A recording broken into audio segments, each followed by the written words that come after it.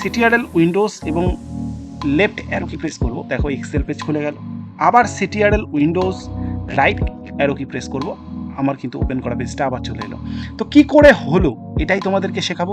তাহলে বসের সামনে তুমিও কিন্তু বসের কাজকে ওপেন রেখে তুমিও তোমার কাজকে কিন্তু কন্টিনিউ চালিয়ে যেতে পারবে।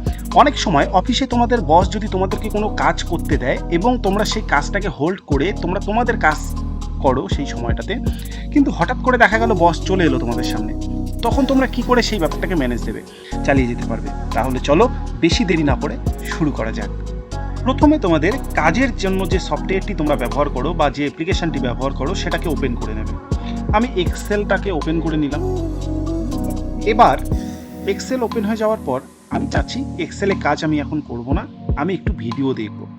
তার জন্য কি করব, উইন্ডোজ টিপে ট্যাব বাটনটিকে প্রেস করে দেবো। উইন্ডোজ কিটা প্রেস করে রেখে ট্যাব বাটন প্রেস করে দেবো।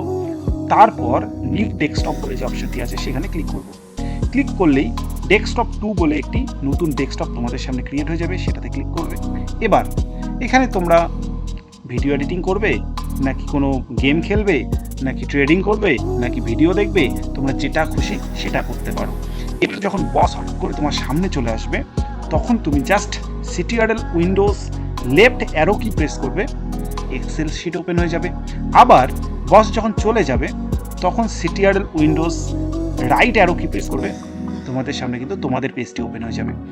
তো কেমন লাগলো ভিডিওটি কমেন্ট বক্সে জানাবে, বন্ধুদের সাথে শেয়ার করবে এবং এরকম নতুন নতুন কম্পিউটার ট্রিক্স শেখার জন্য কিন্তু পেজটিকে অবশ্যই ফলো করে রাখবে।